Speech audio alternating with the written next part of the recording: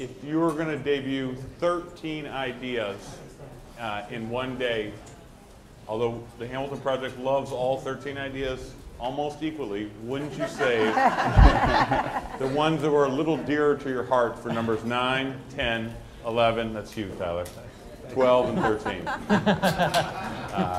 And so this panel is supposed to talk about alternative or new sources of revenue. And I don't want to take time from the author, so I'm going to just very quickly make 3 observations. I think even after the end of the year deal, the United States government is not on track to generate revenues that approach the expected levels of spending. You can see that when we're back at full employment. You can see that out many years, more than a decade. It's probably also true that marginal tax rates seem frozen for, I think, an extended period of time as part of that deal. And we just heard about tax expenditures and what might be feasible there. And there were a lot of excellent ideas on that panel. I would have voted for your idea, Diane. But they all seemed a little politically challenging. And so what we were going to try to do in this panel with this fabulous set of authors is say, hey, maybe there are new and alternative sources of revenue. And to start that off, I was going to turn to Tyler Duvall, who's an associate principal of McKinsey and Company, and was a former acting undersecretary at the Department of Transportation. And Tyler's going to talk a little bit about user fees and some other ideas in transportation. But I'm just going to start by asking if Tyler can provide a little context for, I thought we paid for all of our infrastructure out of the gas tax. Tyler, what happened to that? You're right, forget it. Yeah. And also, you know, I think it's every month the Society of American Civil Engineers gives us grades on our infrastructure. And they seem to, somehow we've hit F, but it keeps going lower. And maybe you could help us explain how your approach is going to solve both of those problems. Yeah. So the, I don't know if people can hear me, but yeah, basically the gas tax at the federal level is the predominant mechanism on cars, and diesel tax on trucks. That mechanism for many, many years was bringing in more revenues than we outlaid, and we had a huge surplus account in the Federal Highway Trust Fund, which funds about 40% of the highway investments and about 40 to 50% of the transit capital investments in the U.S. There was a deal cut by the Congress basically to spend down that balance. The President and the Congress agreed we had a big balance, let's spend it down. Unfortunately, when they did that, they didn't propose any alternative long term. So we're now stuck with a situation where the projected outlays far exceed revenues coming into the trust fund at the federal level. At the state and local level, you've already seen basically a big move away from the gas tax. In fact, the gas tax is a deeply minority tax to fund transportation infrastructure in the U.S., even though everyone at the federal level here in Washington thinks it's the only tax in town. So what we've talked about in many policy circles around the country for many years now is a shift towards a direct user pay system, which frankly was envisioned by William Vickery in the mid-1950s, so this is not a new idea. This is an idea that's been around for many, many years and now is being implemented around the world and starting to be implemented here in the United States. And it basically uses technology to charge drivers the true cost of driving on roads during peak periods, during off-peak periods, to charge trucks the true prices. And the basic problem is that the prices today have do not bear any relationship to the cost being imposed. So some rough math, we're looking at about a 2 to 3 cent charge per mile to get on the Capitol Beltway here in Washington, D.C., with the true cost being imposed of about 35 to 40 cents a mile. Obviously, at Econ 101, we're going to have a problem with that equation, and we do. So what's great about this idea is it basically is one of the few win-win revenue policy ideas out there in which you see basically better performance outcomes from the system. You see more revenue come in. You see speeds, reliability, and flow conditions improve. You see environmental conditions improve. So from our perspective, what Jack and my perspective is that the country needs to start to transition to this approach more aggressively.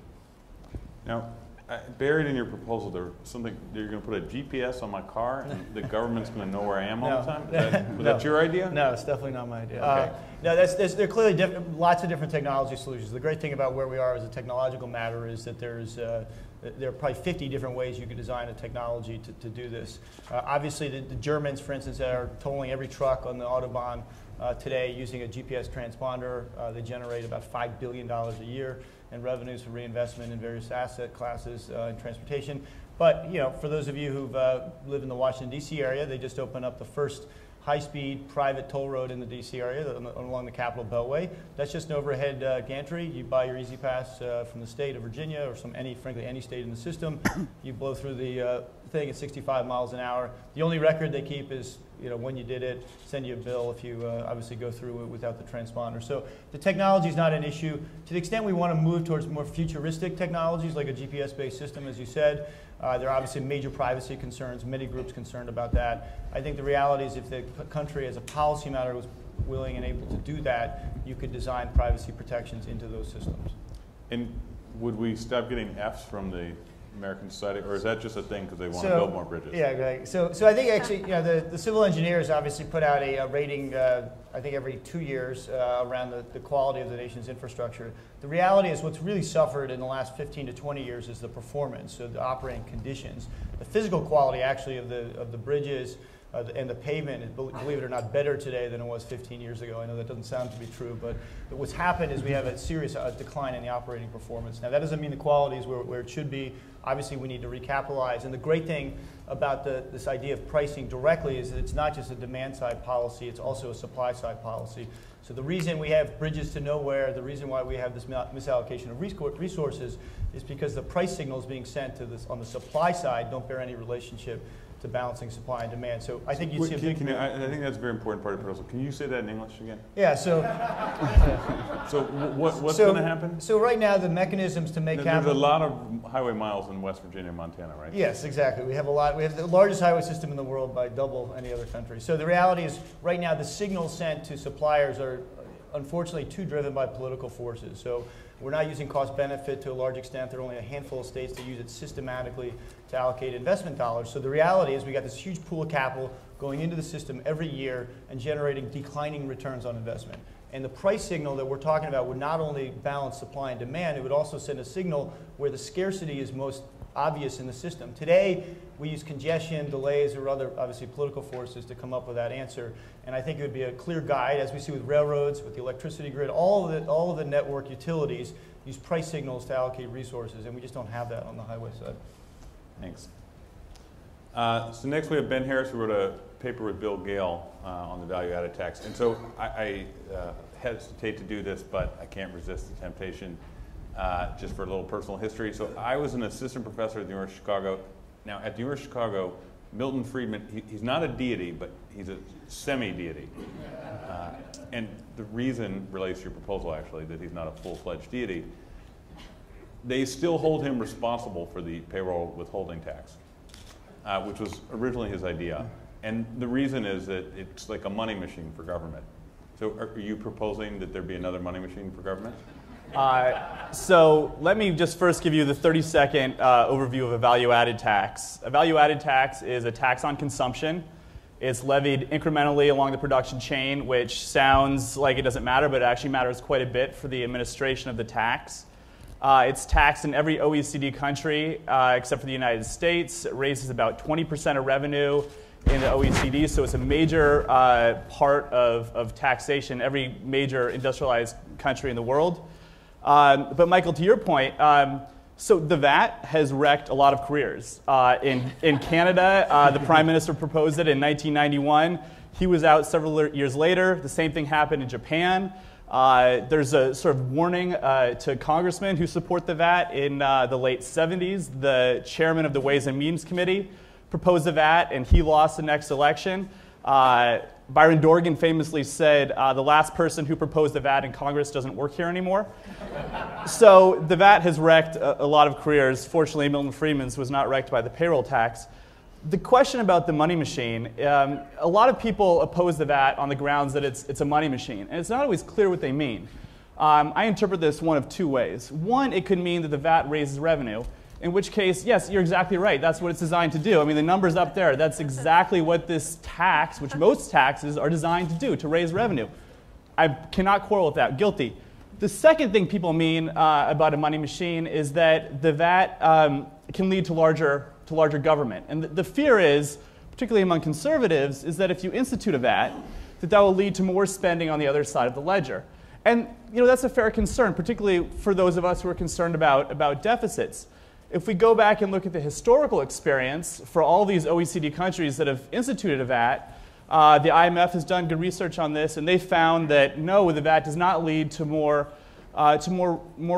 spending, but more fundamentally, this is a value-added tax for deficit reduction. It's not a value-added tax for more entitlements. It's not a value-added tax for more discretionary spending. It's not even a value-added tax to help deal with the sequester. This is a value-added tax for deficit reduction. One of the pillars of our proposal asks that Congress couple the value-added tax with spending restraint. So it's really a two-part proposal. So I don't think it would be a money machine in the second way that people refer to it. And can you contrast it with alternative sources of raising revenue? What's so good about tax and consumption? Aren't prices high enough? I teach a few policy classes at policy schools, and I always talk about the value-added tax and how great it is. And I start off by talking about problems with deficits, and then go and talk about the administrative benefits of a value-added tax. And usually the students are on my side, and then I sort of hit them with, this is just a rise in prices. Bill and I are proposing a 5% increase in prices on everything. And that's how the optimal consumption tax should work. It shouldn't distort your decisions about what you choose to buy. You shouldn't choose to buy a Halloween costume because it's taxed as entertainment, but not, to not buy clothes because it's clothing and it's given a discount over favor of a Halloween costume. You want the decision to be neutral off different types of goods. So the value-added tax is an increase in prices, undoubtedly. We propose a 5% value-added tax, which would raise prices by 5%. This would be the lowest in the OECD, tied with Japan and Canada. And the reason why it's such a favorable way of raising revenue is that it taxes consumption and not saving. So for the economists in the room, you know that income is divided between consumption and saving. And one thing that the value-added tax does that the income tax does not is provide neutrality with respect to decisions about saving and consumption. If you're a saver, you'll be penalized under the income tax, but you won't be penalized under consumption tax like the VAT, and that's the primary advantage over income taxation. And I think we'd be remiss to move on without talking a little bit about the distributional concerns that people have about value-added taxes. So one of the primary critiques, other than the money machine argument, about a value-added tax is that it's regressive. That means that it's a higher burden on lower-income households. Pretty much everyone involved in tax policy agrees that progressivity should be one of our primary goals of any tax system. So when I stand up here and I propose something like a value-added tax, people reasonably make the point that it falls higher on lower-income households. Why? Because lower-income households don't have the opportunity to save very much. They tend to consume most of their income. A higher-income household that does save is not going to be taxed as much under a value-added tax. My response to that is twofold. One, it is regressive, but it's not as regressive as you might think. It's mostly a proportional tax to the first 95% of the income distribution or so. The benefit comes for the top 5%. This is not the optimal way to tax anything, to give people at the top the best. So what we propose is to help deal with this regressivity concern with a demogrant, which is a $450 cash transfer to everyone for adults and $200 transfers for each child. This would effectively exempt the first $26,000 of consumption. If you spend $26,000, your net tax burden will be exactly zero. Thank you. On the last panel, I thought Diane made a really good point when we were talking about raising revenue. That there's all these different suggestions on the previous panel, and then we compare them to this panel. That no one really likes more revenue by itself, but you have to think about, well, what would it be instead? And so I think Adele was going to talk a little bit about her ideas on a carbon tax. And I noted in your paper, you said that it's arguably the most efficient form of revenue raising. So you must have in mind it's better than something. Yes, and I'm so glad, Michael, to have this opportunity to sit on the more politically feasible panel to talk about a carbon tax. So you do want to compare a carbon tax to alternative ways to raise revenue. And we use a couple different dimensions. There's efficiency and equity, which we've heard about. On efficiency ground, a carbon tax stacks up very favorably. And here's why. as we've heard, income taxes reduce the net returns to working and saving and investing and these productive economic activities. For example, by putting that wedge between what an employer pays and what a worker gets to keep, right? And that creates incentives that create genuine economic burden of raising that dollar of government revenue. A carbon tax, on the other hand, shrinks a wedge. Now, what wedge is that? That's the difference between what I pay for fossil fuels, like when I put gasoline in my car, it includes the private cost to produce and market that fuel and a little bit to fund road maintenance, but it doesn't include the environmental damages that come from the combustion gases of that fuel, right? So by internalizing those external costs, I'm actually providing more efficient incentives in the energy markets, and thereby creating more efficient incentives across a whole host of activities. That's which fuels you use in electricity, fuel economy, energy efficiency, deployment of renewables, and very important over long periods of time, the development of new technologies, because the price on carbon is going to give a market to lower emissions technologies, so you don't have to have an inefficient hodgepodge of subsidies for those other technologies.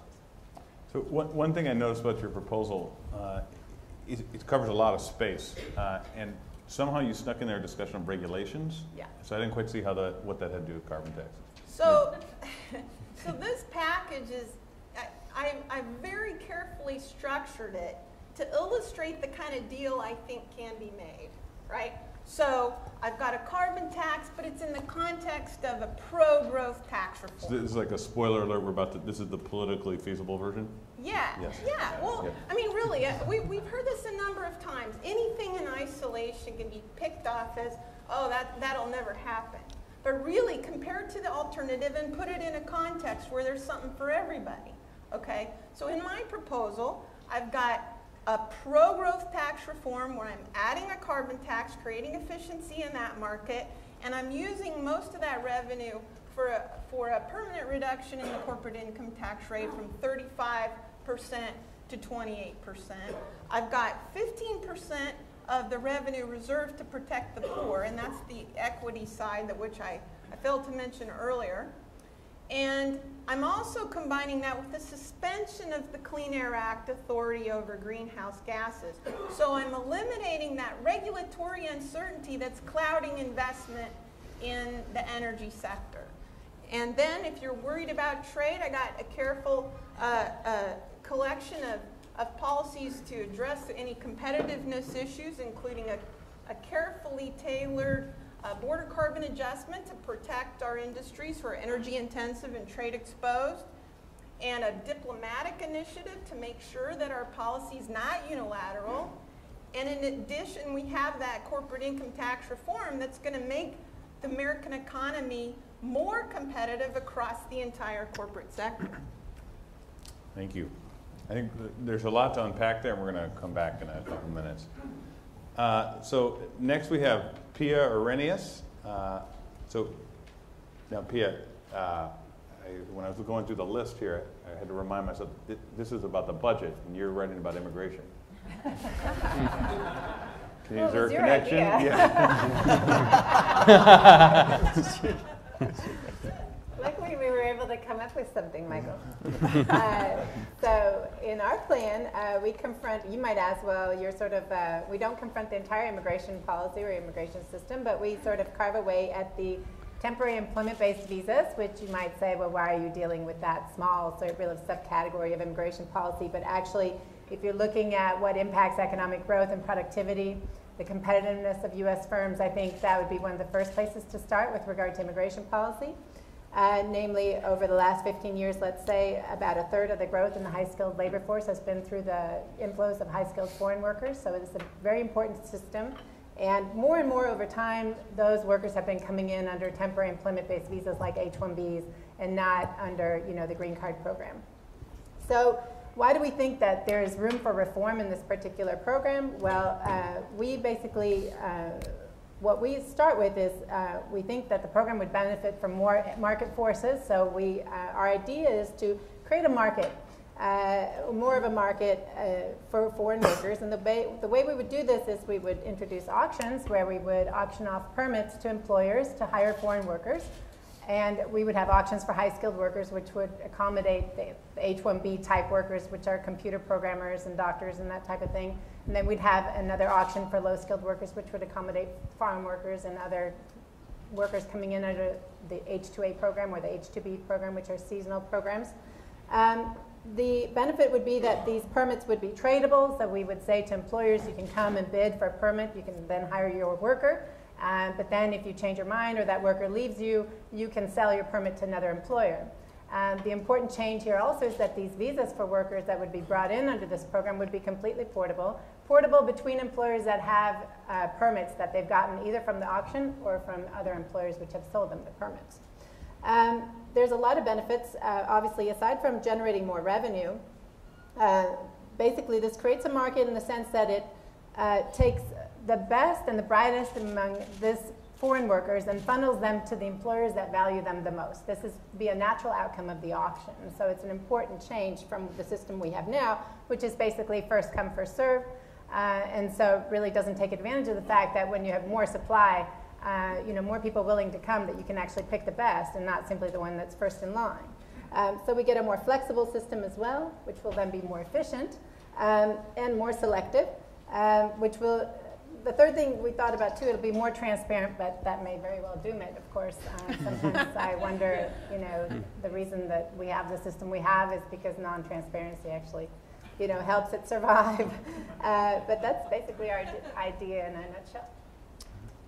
And can I ask one follow-up question? Now, there's a lot of talk right now about immigration and an immigration bill. Could this fit into a larger immigration bill? Oh, absolutely. I think it fits in very naturally.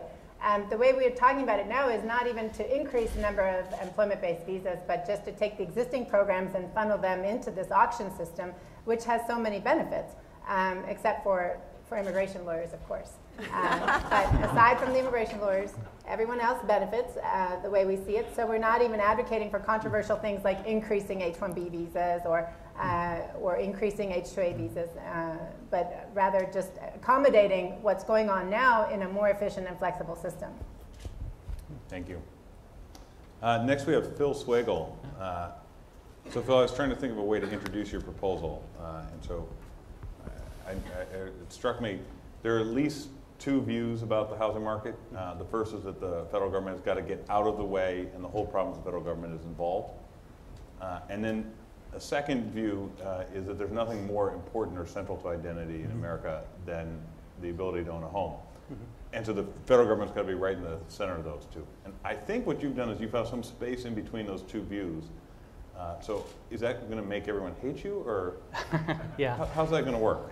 No, I think that's a good way of doing it. That instead of trying to balance both sides, that housing is important and there's a government role for it, but we don't want taxpayers at risk from too much of a government involvement in the economy and in housing. So, okay, so in substance, I look at the problem with the housing finance system. The government is dominating it, and private capital is not active in allocating capital. So that's one problem. Another problem, and this is where the panel comes in, is there's about $20 billion with a B of profits every year being generated by Fannie Mae and Freddie Mac, the two firms under government control. And in some sense, there's a paradox that those funds haven't been noticed and spent, right? I mean, this is kind of old-fashioned, but when I was in the government, the administration would do an annual budget, and they'd explain, well, here's the revenue and here's the spending. Now, we don't do that anymore, I guess. But one could imagine if there were an annual budget from the administration, that could say, look, here's $20 billion in revenue, and we want to use it for this and this and this. And so you might worry that we're going to build high-speed rail and things that might not be super effective. Which is why I like Tyler's proposal, because it seems much more effective. I think it might be worth noting that both Phil and Tyler worked in the Bush administration. Yeah, so he's just more polite. So this is what I like to do is get the government to back away from allocating capital. Have the private sector come in, allocate capital. It'll better protect taxpayers, but I think importantly also, it'll open up access to mortgage financing. Now, right now, essentially we have basically an unelected official, not even a political appointee, deciding basically who gets a mortgage. I think Ed DeMarco's done a great job, but that's not the role. He doesn't want that role.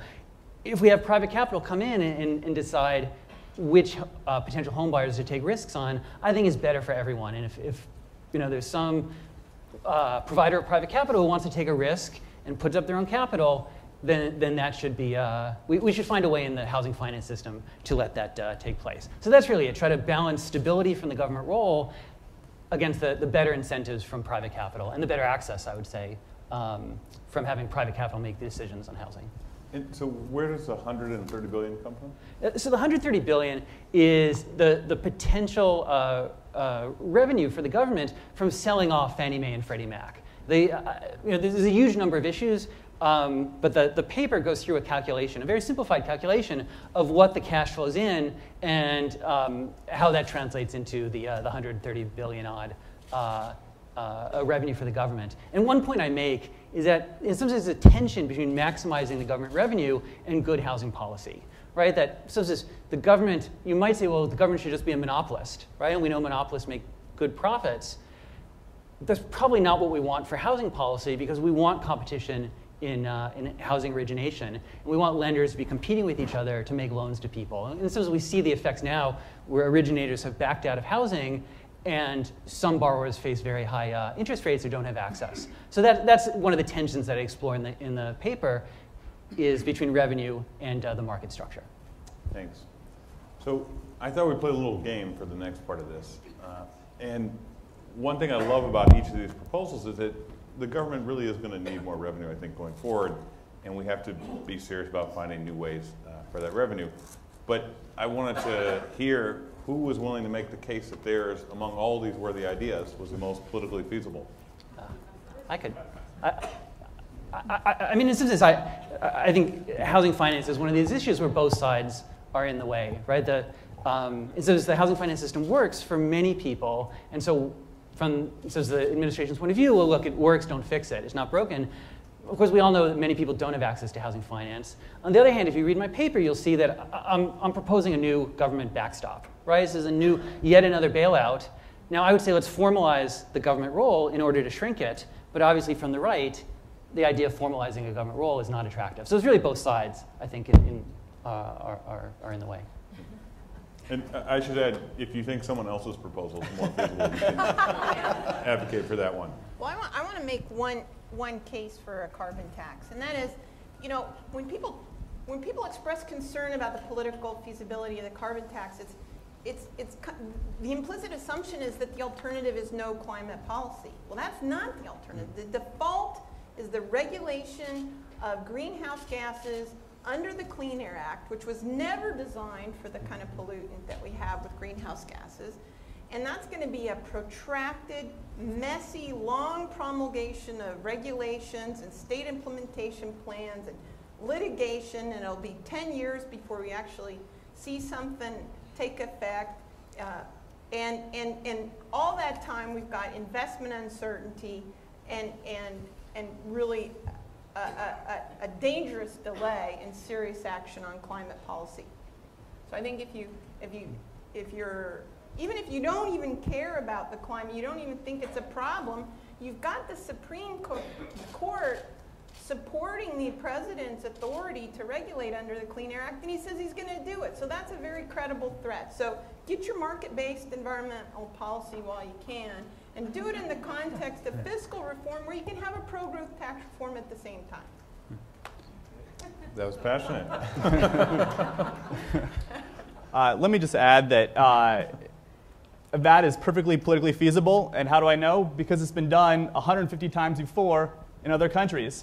The only countries that don't have VATs are a few countries in the Middle East and a few island nations. Everyone else has seen the benefits of the VAT and put it in place. And that's not a reason to have a VAT. It's okay to be different. The reason to have a VAT is because we need revenue.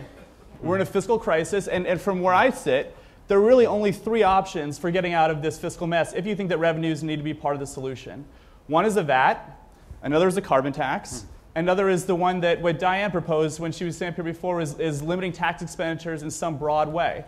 Beyond that, these are they're good ideas, but they don't really get to the magnitude of the problem with our fiscal shortcomings. So is it politically feasible? I think so. We've done it before. We've seen it happen in other countries, and it's one of the only solutions to the fiscal mess we've gotten ourselves into. So you're giving up on American exceptionalism?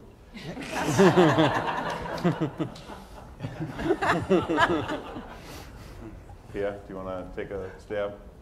I can give lots of examples of why the current system is wrong. I guess I don't know if that's going to convince the lawmakers or not, but for example, we had a joint conference with the Bush Institute at the Dallas Fed in December, and there was a woman from Oracle there, and she was saying just how many unfilled vacancies they have at Oracle every month. It was something like 3,000 positions go unfilled month after month because of the lack of H-1B visas, which obviously there's not enough to go around. And then she also said that even when they're allocated, even when they put in for H-1B visas and say they put in for 5 and they maybe just get 1 or 2 approved of those, then they don't get to pick, of the 5 workers they wanted to sponsor, they don't get to pick the best ones, the ones they truly, they most wanted out of those 5. But just whoever the government decided to process first is the one that they get. And it's just, what a terrible outcome and how easy to fix. Now, do you think there's any lawyers who are able to get their clients in the front of the line? I suspect so. If you look at what they charge. But yeah, so we have to sock it to the, no. But there's definitely lots of middlemen in this area, and so I think one benefit of a more transparent system that we're proposing these auctions, I just think one really good outcome is that you eliminate a lot of middlemen. Can I put a plug in for mine? Yeah, please. So mine is the only one that's actually already happening. So we've got, in the last 5 years, 6 states in the United States have opened up these facilities. And so the real question is, can we go faster and more comprehensive? And can the federal government basically drive that more aggressively than it is? And and the other thing we've got, in addition to successful, experiments with the technology, is we got really popular experiments. So the public opinion polling on all of the experiments that have been done to date are 75 to 90% public support. Now, before you do this, it's very hard to explain what it is because people can't experience it. And the Swedes did one of the more fascinating public policy experiments of all time when they basically, around Stockholm, drew a cordon effectively to charge people to go into downtown Stockholm. And they basically said, all right, let's do it. We literally cleared up the congestion overnight in Stockholm. We're going to do it for 7 months. We're going to take it down. We're going to let you experience life as it was before. And then we're going to have you vote on what you want. The public support at the time they rolled it out was 10%. The time they voted on it, 61%. And they kept it. And they threw out the government that put it in at the same time. And so now, you said it started to spread up in the U.S. Has it affected, is that just on existing roads, or has it affected the placement of infrastructure? Yeah, so one of the big... I think it seems to me a big part of the... Yeah, the big political challenge is touching existing facilities. So the experiments to date have been squeezing out capacity in existing corridors, shifting HOV lanes. So on I-95 in Miami, for instance, they restriped it, the most congested stretch of I-95, if you've been down there. You can now go free flow for about 20 miles on that road, when before you were literally dead stop. Now, they took existing capacity only to the extent it was an HOV lane. The first ever, though, conversion of an unpriced road took place in Seattle about 1.5 years ago, the 520 bridge, which basically connects Microsoft's headquarters to downtown Seattle. And Microsoft was a big proponent of this, basically converted. And now you can go free flow from Redmond to downtown Seattle every day. And what's great about these experiments is they are being sold to the public correctly as performance experiments, not simply revenue generators. Okay, thank you, Tyler. One thing I just wanted to return to Adele's proposal. Now, the thing is, it is global climate change. And so one criticism people often have of these kinds of policies are that, if we just do something, but if China and India don't do anything, who cares? we're still going to have climate change. And one of my favorite climate change facts, they have now had to introduce new colors on the weather map in Australia after this summer, because to get to the high level. But so my question is this really going to help with global climate change, and why might it or why wouldn't it? Well, certainly as the largest historical emitter, the U.S. has a responsibility here. Even though we're not currently the largest single emitter, we happen to still be the second largest single emitter. And really, everybody's eyes are on the United States. It is a necessary condition for countries around the world to take serious action on climate change that could eventually lead to the stabilization of these gases in the atmosphere. It's not a sufficient condition. So, my proposal includes a vigorous diplomatic aspect. We need to leverage our action into action by other countries. I've got a separate paper where I elaborate how we could instigate a carbon pricing dialogue with other countries to try to encourage action that's analogous to ours and mutually ramp up our ambition over time in a way that really will lead to global containment of this serious risk. But you're absolutely right. The U.S. can't do it by ourselves, but look, if we don't do it, nobody's going to do it. Okay, do any of you have questions for each other, or happy to open the discussion to the floor? Okay. I have a question for Adele. Sure. So being in Texas, so I hear a lot about energy, although I'm not an energy economist. The premise of the question is not all carbon is created equal, I guess. So why am I saying that? Well, I'm alluding to, for example, now that the oil prices are so high and natural gas prices are so low, natural gas rigs are being shut down and drilling is going down in terms of natural gas production, and oil production is rising.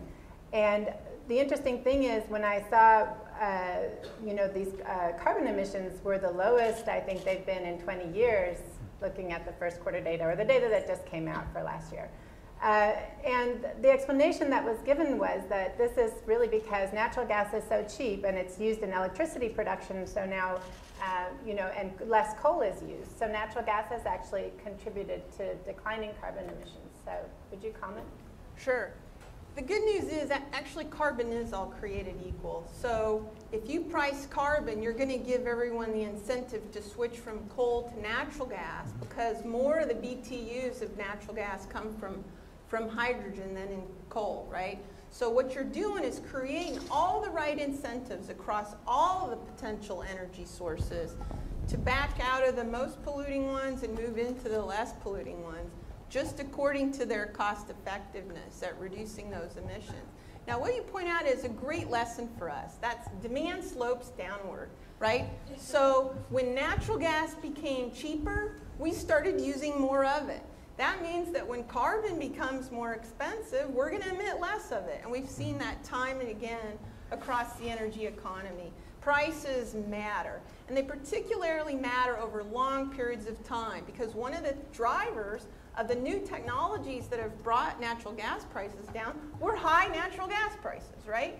So that tells us that when carbon's more expensive, those technologies that reduce carbon are going to become a lot more attractive to investors and consumers. And that's exactly what we want for the cost-effective addressing of this environmental problem. Phil, did you have a question? No. That's not. I just want to come back to your proposal before we open the floor. Yeah. So you think with the reform you're suggesting, it's going to increase access to the housing market for people? Can you just explain that a little bit more? Sure. Yeah, no, it's a good question. There's going to be two effects. So one is having more private capital will likely raise mortgage interest rates, right? That's the consequence of protecting taxpayers is to raise mortgage interest rates. So that will reduce access in a sense. But right now, there's a hard cutoff. There's some people who just cannot get a mortgage. The channels by which private investors can take risks on certain borrowers are just cut off. And that's what I would open up by having both a government-backed mortgage sector and then one in which there's no government role. And some just have those side by side, the so-called private label securitization. And in that channel, private investors could take risks And that would increase the access for mortgage financing. Okay, I think we should open the floor to questions. There's a question there in the back.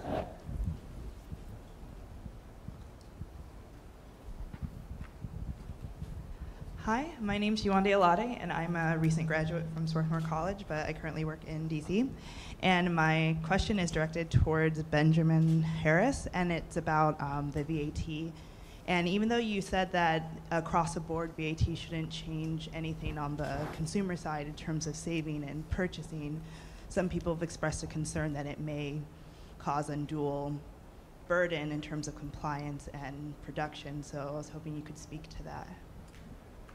That's an excellent question. In the last panel, someone also stood up and asked, what about state and local governments? These are kind of related, and let me explain how. 45 out of 50 states plus 9,000 local governments currently use a retail sales tax. And the tax system is a mess. Raises revenue, but it's a mess. States have to comply with different tax bases, different tax rates. There's a fair amount of evasion. And most importantly, one of the worst things about it is that there are business-to-business taxes, which shouldn't happen. So when a business purchases an input from another business, it shouldn't be taxed in the retail sales tax, but it is. In fact, about 40% of the retail sales tax revenue comes from business-to-business transactions. And this is not, I mean, it sounds like it's this sort of like esoteric concern. It's not. It raises the cost of business investment, it raises the cost of doing business, and it makes businesses less competitive. So your question about compliance and administration, I see the VAT as an opportunity. It's an opportunity to harmonize all of these various state and local taxes into a single unified value-added tax. And this is an enormous task. States don't want to do this, but it might be good for them. In Canada, when Canada went ahead and put the value-added tax in place in 1991, over several years, it gave states the opportunity to harmonize under the existing value-added tax. And not states, provinces, and many provinces did. Some did, some didn't. And for those that did, it ended up being a pretty good experience. It wasn't without its growing pains, but basically what happened was that these provinces that chose to harmonize went ahead and had the exact same tax base as the federal system. The federal government collected taxes on behalf of the provinces, allowed them to choose their own rates in a way that would suit their own needs, and then distributed it back to them. So this is a real opportunity to take away not just the administrative burden from states, but also the compliance burden for American businesses that are forced to comply with this incredibly complex web of retail sales taxes. Thank you. There's a question here. Hi, I'm David Vandenberg from Tax Analyst. This question is for Adele. Can you talk about how the case for a carbon tax is different, stronger, or weaker on tax policy grounds versus energy policy grounds? You know, one of the great things about a carbon tax is that it is a twofer. You get more efficient tax policy, and you get more efficient environment and energy policy. And really, you know, there's no shortage of distortionary tax instruments, and there's no shortage of inefficient environment policies. What we have right now is the prospect, like I said, of Clean Air Act regulation. We also have, you know, assorted dogs and cats of various subsidies and tax credits and loan guarantees and grants and federal procurement of this and that on the environmental side. And frankly, economically, it's not very rational. So as a way to promote clean energy. So the chances here are to kind of rationalize both sides of the coin and have an efficient revenue instrument that also allows you a more efficient way to address your environmental goals. I would just add the same thing. As Adele and I were colleagues at the Treasury and worked on these issues together before she moved to Brookings. In some sense, I think the policy will go forward when it can be sold on both sides. Like this side says, okay, we're saving the planet, and this side says we're lowering taxes and boosting growth, and somehow we need that double-sided paper. That's right. Here's one.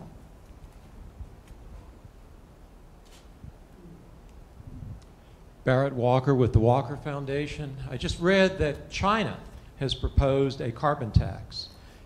Will that change anything in this country? Isn't there the famous quote, that I don't remember any Chinese official having a vote in the U.S. Senate.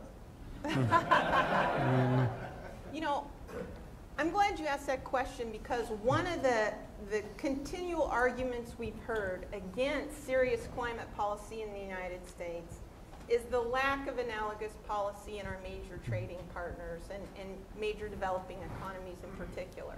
So I strongly believe the U.S. should say, all right, you want to talk about a carbon tax? Let's discuss.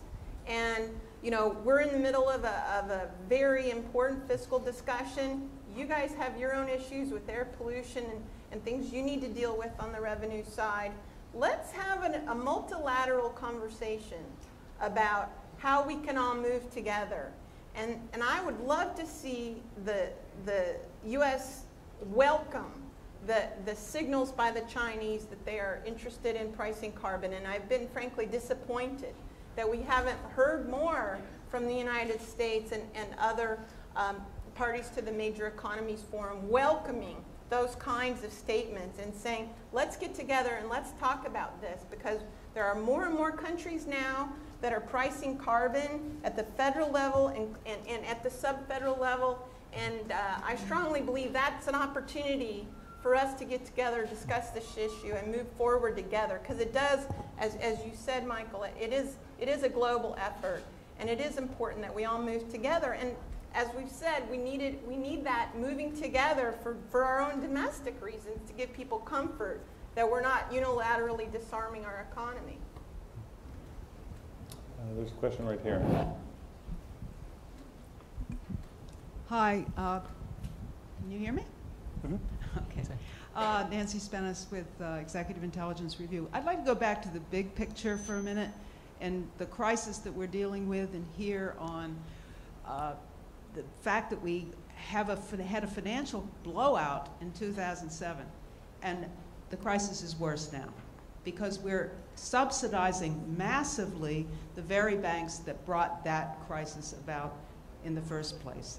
The solution that's been put on the table by many economists, including the former Kansas City Fed head, Thomas Honig, including now Sandy Weil, including my organization, Lyndon LaRouche, including many others, is Glass starts with cutting that obligation, cutting the bailout. It will really help our finances. You know, globally. I think, I remember you asked a question earlier today. I think we had a chance to discuss that. Excellent question. Only one person answered Glass-Steagall, yes, and I would appreciate if they would. I think given all the other people in the room, it's probably unfair to them to ask the same question twice. So why don't we find a second person we can ask a question to over here. Hi, I'm Phillip Rolnick with the National Small Business Network. Adele, you've talked about using the money from the tax on the carbons to reduce the corporate tax rate. Most small businesses are pass-through entities, and they pay their taxes at the individual tax rate. Would you be willing to adjust your recommendation to include special tax rates for these individuals who are paying their taxes at their individual rates?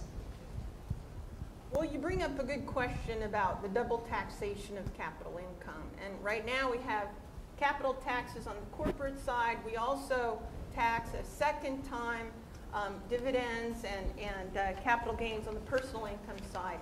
So there could be a case to be made to make some of the adjustments on the corporate income tax rate and some of the adjustments on the capital income side of the personal income tax. And I think that would get at the kind of folks you're talking about. I think there's a good case to be made to making this tax swap on the capital income side, whether you do it just on corporate or you do it on capital income in the personal income tax, because those tend to be the most distortionary taxes, and I think you're getting your most pro-growth tax swap with that capital income tax reduction. But yeah, there could be a variety of formulas one could use of how to exactly you structure that capital income tax reform. Okay, I think there's a question here, and maybe we'll have time for one more after that. Mine's very quick. It's for Pia. On these H-1B visas, a lot of them are actually, they are randomly distributed, which I see as a big disadvantage. But a lot of them are distributed to companies in the creative industries that are much lower paid. So one consequence of what you put in place is that all of them will go to people in technology and higher paying fields, and people's like chefs, designers, artists, who now get randomly distributed some, they'll no longer be accessed, and it will sort of change the flavor of some of those industries. Well, you raise an excellent point, and that's been a criticism of our idea, is that small businesses, nonprofits, and lower-paying industries are the ones that would really come up short in the system. And I think some of that criticism probably rings true in the sense that we expect it was going to bias towards the big-paying firms like Microsoft and so forth, Oracle, high-tech industry and other industries that pay more are going to bring in also more productive workers. And of course, that's we do propose a solution for nonprofits because we say have them bid, because they bring in obviously important STEM workers that work in research and development and so forth. So have them participate in the auction, and then the government can rebate, some of the fee to them, so they're not paying the full price. And I don't know, maybe you could come up with a scheme like that for small business.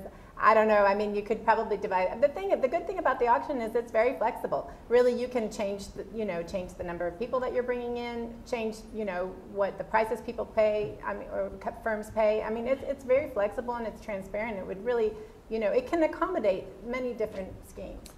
Wouldn't you be able to hold separate if people thought that there was not enough of chefs or not enough of NBA players or something? Couldn't you hold separate auctions in each of those categories and meet whatever political objective people had?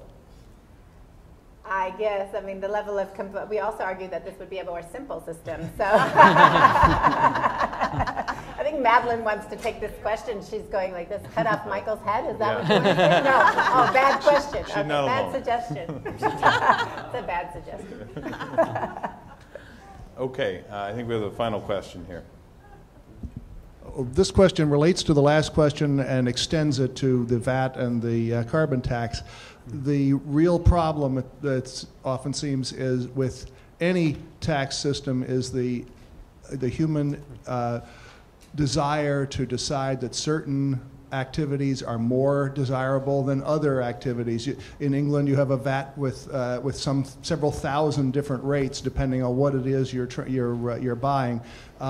In the carbon tax, why a carbon tax rather than an energy tax? Because you value carbon emissions more than you value the reduction of energy. And we just heard why you don't want to even discuss having multiple auctions for multiple skill sets. But what really can you do about that in terms of rational tax reform that will stop making unwise choices, since the power to choose is also the power to have unwise choices? Yeah, let me go directly to that, because this is why I've proposed a carbon tax, because it goes straight to the market failure. What is it that's creating the damage? It's the buildup of CO2 and other greenhouse gases in the atmosphere. There's no reason from a climate perspective to care whether you use solar or wind or electric cars or what have you. Nuclear has got its own opponents. Well, exactly. So my proposal would create an environmentally neutral playing field. Say, if you can reduce carbon, whether it's nuclear or solar, duke it out and let the market decide what the most cost-effective way to reduce emissions is. In my view, the government doesn't need to take a position on it, and in fact shouldn't. You fund basic research, but then let the market determine which of those technologies are going to be most cost effective. That's not a comparative advantage of government, frankly, is determining these winners and losers. Let the market do what it's good at and fix the market failure with the tax. You've already started with the determination that energy sources that use carbon are not as good as energy sources that don't emit carbon. Well, that's a decision, and it might even turn out to be an unwise decision if you had 100 years to argue it out. It's a well-documented scientific result. It's not my opinion. This is an economic spin. I think your question is well suited for a scientific panel, right. where I think. It's all economic. I think that there seems to be a so consensus in that bill. I'm stipulating the science so on that. I think we've probably run out of time at this point. Can I ask Pia one real quick question? Yeah. Tyler's got one question. In a scenario where the government controls the supply, like in through some regulatory mechanism, is there concern that obviously that supply constraint will produce more revenues that they will then realize, let's actually continue to constrain the supply, even though the market would dictate further? I mean, do we create a perverse incentive on the supply side? Yeah, I think, right. I mean, I think, but you also have they have a responsibility vis-a-vis employers, I think. And I think we also talk about, you know, you really don't want these permit prices to fluctuate too wildly, because you really want employers to be able to count on, you know, being able to bring in the workers that they are accustomed to or that they need and so forth. So I think the government is going to have the incentive vis-a-vis employers and voters and so forth not to be, you know, take advantage of that to set prices too high. I had a question for Ben. So VATs, so when I go home to Sweden, when I visit my family in Sweden, they have a VAT, of course. I think it's 25% on almost everything. I guess one criticism is, or I always thought, was that one nice thing about the sales tax here is that you see it everywhere. So I tell my kids, look, this is the tax you're paying. So when the VAT is sort of an invisible tax. How do you... That's a concern that's often raised. The VAT can be an invisible tax, or it can be a transparent tax. Some countries do print the VAT paid on every receipt. And in fact, in these cases, there's no more transparent tax than having a tax that's literally handed to you every single time you pay it. In our proposal, we said, yes, make it a transparent tax, like some countries do, not like Sweden, if Sweden doesn't. Make it like the countries that tell you every time you pay it. And I'm happy to argue that there is no more transparent tax than a value-added tax properly designed. Good question. Okay, so I think let's just step back for one moment. Appreciate everyone who's been here through all 13 proposals. I had the idea that everyone should be awarded an ice cream sandwich at the end. I was outvoted on that idea. Karen Anderson will be fielding questions about that at the end of this. So I thought we should close just by highlighting kind of what these 5 authors did, which is kind of amazing.